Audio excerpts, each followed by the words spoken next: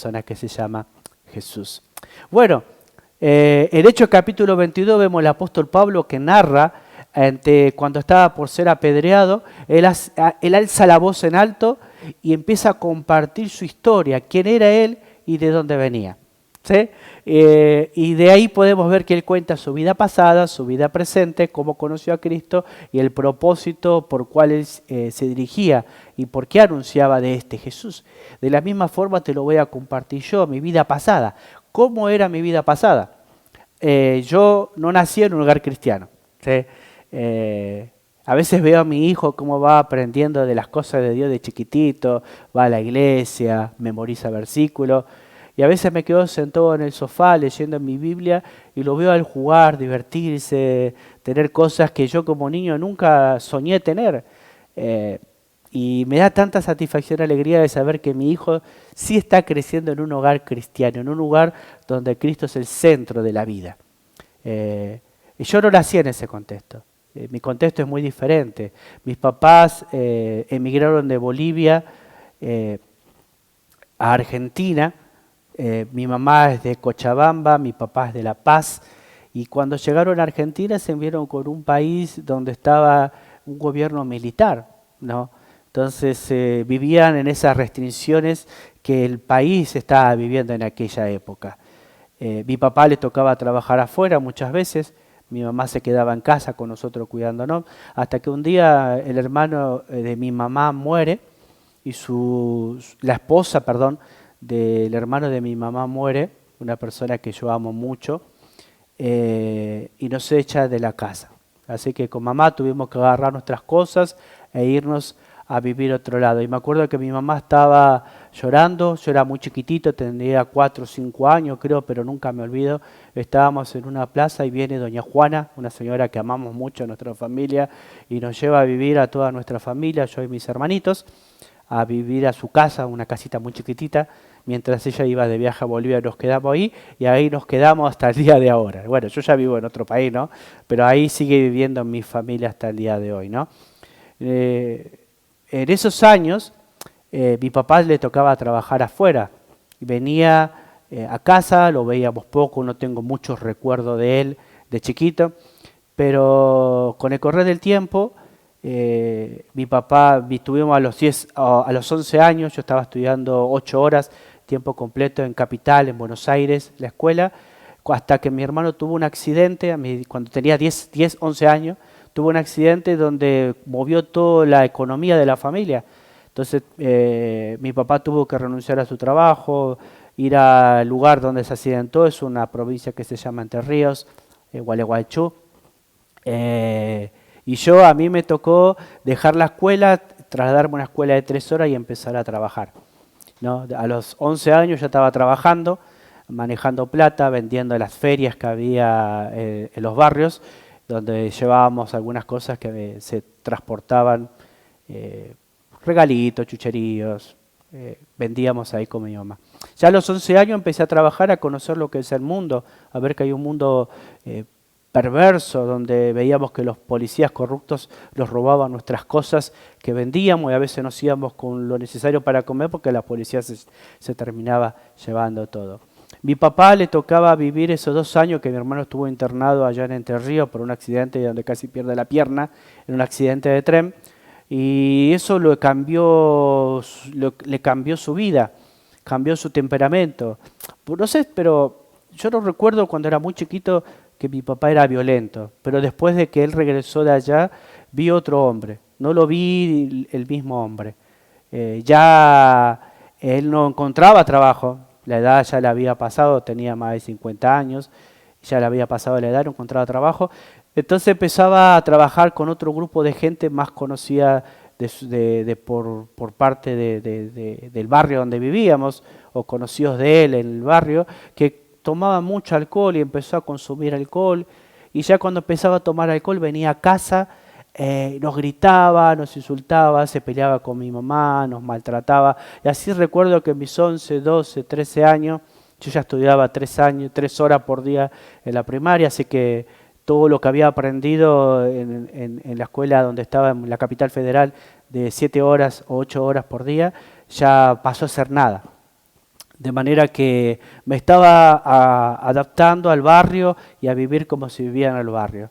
Ya mi papá empezaba a consumir más alcohol, cada fin de semana que llegaba borracho, nos trataba mal a mí, a mi madre, a mis hermanos. Recuerdo muchas noches que me escondía abajo de la mesa, porque me daba miedo ver que él llegaba y tiraba todo, gritaba a todo el mundo, insultaba a mi mamá, era muy violento con ella, nunca me voy a olvidar de eso.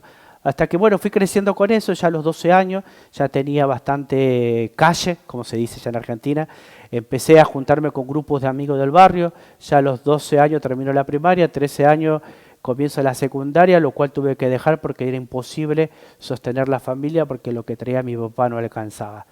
De manera que empecé a tener amistades, iba a trabajar a la obra. Un primo que tenía me llevó a trabajar a los 13 años en la obra, siendo flaquito, chiquitito, ya estaba trabajando ahí en obras, pasando materiales, y ahí empezaban a ver cómo ellos también vivían ese mundo raro, donde también en el trabajo se tomaba mucho alcohol. Volviendo a mi barrio con mis amigos consumíamos mucho. A los 14 años, ya 13 años probé mi primer cigarrillo, empezábamos a juntarnos. A los 14 años empecé a tomar bastante alcohol, así que hasta los 15 años ya era un profesional de tomar alcohol. Y en todos esos años mi papá seguía creciendo, su violencia cada vez era más grande hacia nosotros, especialmente hacia mi madre, que es la que sufría todas esas consecuencias. También a los 16 años, 15 años ya empecé a consumir distintas drogas, no solamente fumaba cigarrillos, tomaba alcohol, fumaba marihuana, y todo esto lo hacía a oculta de mi familia. Ellos solamente me veían llegar a mi casa, que estaba enojado, que estaba violento, que les gritaba todo, que maltrataba a mis hermanas, que ofendía a mi madre, le faltaba respeto a mi madre. Muchas veces quise golpear a mi padre porque no soportaba lo violento que él era verbalmente con mi madre. Y hasta físicamente. Y eso es algo que a mí me fue endureciendo el corazón. Ya cuando iba a 16, 17 años, hice amigos en otros lugares, con los amigos del barrio consumíamos alcohol. Y eran muy buenos chicos, los tengo lindos recuerdos de todos ellos. Todos los fines de semana nos juntábamos y nos gastábamos todo lo que cobrábamos bebiendo alcohol, ¿no? Ahí se me iba destruyendo la vida, pero tenía otros contactos en otros lugares donde consumíamos droga. Que eso fue lo que mi familia no lo veía, pero era la realidad. Yo me iba a otros lugares con otro tipo de gente, en cada barrio que iba tenía grupos de amigos y en uno de esos grupos me ofrecían distintos tipos de droga, que fue lo que me empezó a llevar a la locura. ¿Viste? Mi hermano me decía que cuando dormía estaba endemoniado porque siempre amanecía gritando o decía que veía imágenes o me despertaba porque me estaba ahogando. Muchas veces mis hermanas tenían que quitarme el cuchillo de mi mano porque yo decía, miraba al cielo y decía subiré, destruiré, escuchando la música de Poison, música de Metallica, música de Marilyn Manson, toda aquella música de aquella época que me volvía loco, me poseía y me volvía cada vez más violento. Esa era la vida que tenía, así hasta los 22 años que mi casa se transformó en un infierno. Yo solamente traía dolor, amargura, vergüenza a mi madre, a mi padre, a mis hermanos. Ya a los 22 años me tuve que ir de mi casa porque la cosa había pasado todos los límites. Mi mamá tuvo varios ataques al corazón, que fue por causa de mi rebeldía, por causa del maltrato de mi padre y por causa de la rebeldía de mis hermanos también. De manera que me tuve que ir porque yo lo que menos quería era lastimar a mi mamá, pero lo que estaba haciendo la estaba matando en vida. Un día me hice llorando, hijo, me estás matando. Y me acuerdo que ese día un primo que estaba en Budge, donde yo soy, me dice, Miguel, no podés consumir eso, vamos a La Plata, ya te voy a conseguir un trabajo, tenés que dejar esta vida. Te estoy hablando del año 2001, donde las cosas en Argentina estaban desbordadas tremendamente la pobreza. Así que voy a esa ciudad con él. Me acuerdo la última mirada de mi mamá rogándome, hijito, no te vayas, no te vayas. Y yo casi, como tantas veces me iba de mi casa, dije, no me voy a ir. De pronto agarro y digo, no, me tengo que ir porque yo, aunque odio a mi papá por todo lo que nos hizo, a mi mamá la amo con toda mi fuerza y yo no quiero ser responsable de lo que ella está sufriendo. Así que Cerré mis ojos, mi hermano me dice, ¿estás seguro? Me dice, ¿a dónde vas a ir? Y yo lo miré a mi hermano mayor Hugo y le dije, me voy. Estaba empecinado, estaba ciego, mis poquitas cosas que tenía las vendí. Agarro también mi papá estaba ahí, me mira, me dice, hijo, yo me fui a los 14 años de mi casa e hice mi vida y si es el momento de que te vayas, tenés que irte. Entonces, con todas esas cosas, veía a mis hermanos llorando, me fui. No miré para atrás, me fui con la promesa de que mi primo Juan Carlos, que ahora vive en Bolivia, me dijo que me iba a llevar a la ciudad donde cambió mi vida, La Plata. Pero cuando llego con él a esa ciudad, lo primero que hicimos compramos una caja de cerveza y nos las vaciamos en aquella noche, me acuerdo. Al otro día amanecí todo destruido, todo vomitado, tirado en esa casita donde él vivía, una casilla de 4x4, donde viene su hermano, me dice, Miguel, yo le hice una promesa a tu mamá, mi primo Marcos, me dice, le hice una promesa a tu mamá y le dije que te voy a llevar conmigo. Entonces ese día me dice, o te venís conmigo o te voy a llevar con tu mamá. Entonces, una de las cosas que me acuerdo es que ese día me lleva a su casa, me baño, duermo todo el día, no salgo, y me conoció unos tíos, Froilán y Vilma García, a sus hijos, que amo con todo mi corazón, y entre todos ellos me empezaron a hablar del amor de Dios. Y al fin de semana siguiente me dicen, en esta casa hay una regla si querés vivir. Nosotros vamos a la iglesia. ¿A qué? A la iglesia. Y ahí fue la primera vez que me hablaron de Dios. Y yo no quería saber nada de Dios. Y yo le decía a mi tía, tan terco, me acuerdo que le decía, si yo quiero puedo cambiar. Si yo quiero voy a cambiar. Y aparte yo soy feliz en la vida que tengo. Y mi tía me pone la Biblia en la mesa y me dice, ¿estás seguro que sos feliz? ¿No te haría falta otra cosa más? Y me acuerdo que mi tío me predicaba duro, su esposo, que hoy está con el Señor.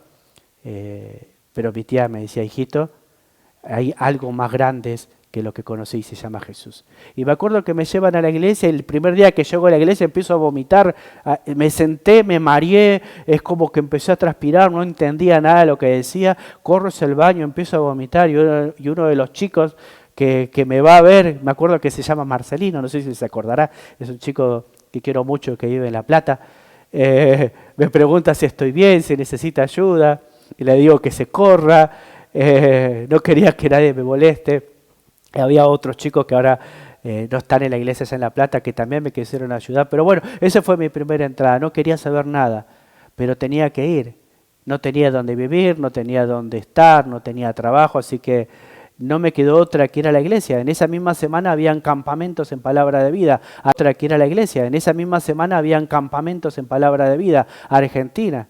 Entonces me acuerdo una noche que me invitaron y me decían, tenés que ir al campamento, tenés que ir al campamento. Yo no quería saber nada, pero me acuerdo literalmente una noche, Florencia García y Juan García, mis primos que amo con todo mi corazón, los hijos de mi tía Vilma, mi tío Froilán, durante muchas horas en la noche estuvieron ahí pidiéndome, rogándome, primo, vamos a este campamento, va a haber fútbol, va a haber banquete, va a haber una laguna hermosa, van a haber juegos, van a haber chicas. Y yo dije, ¿chicas? ¡Ah! ¡Vamos! Dije.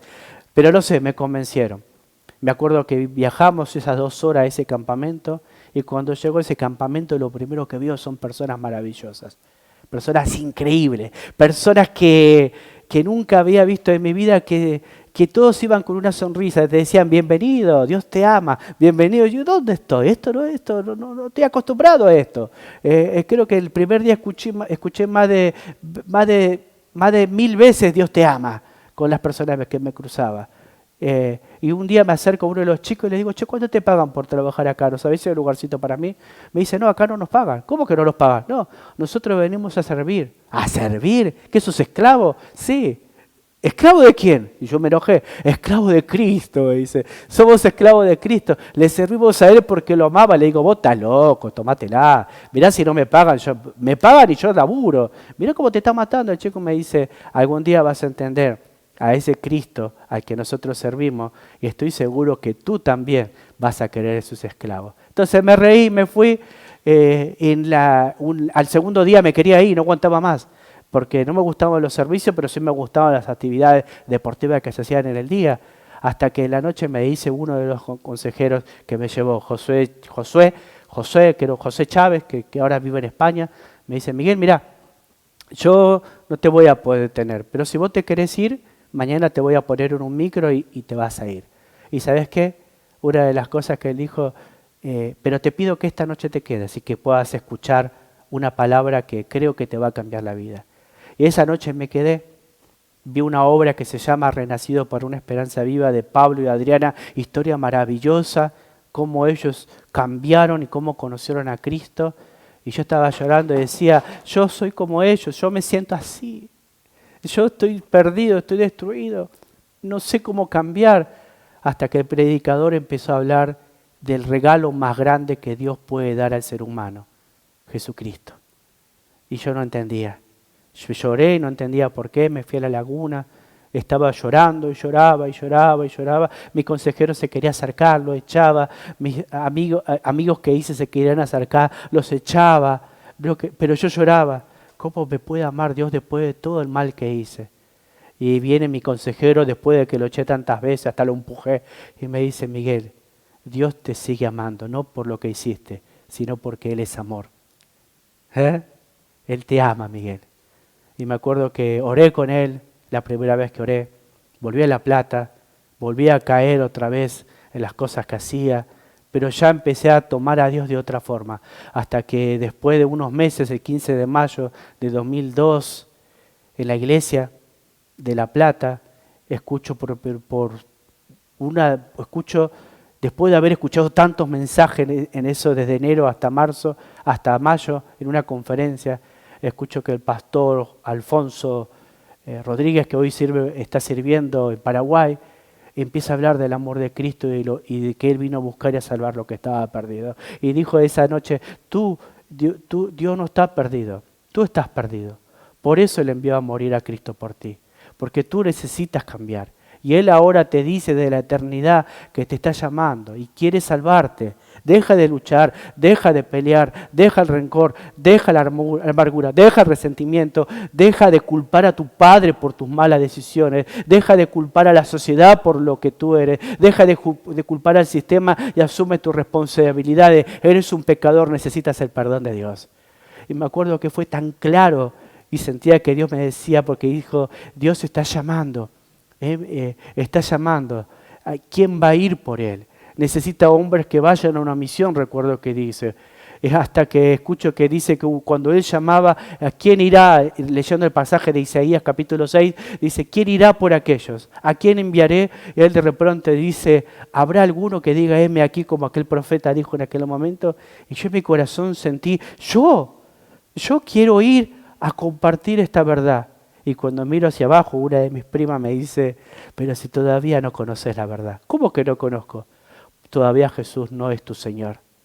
Me salí de la reunión, caminé hacia afuera.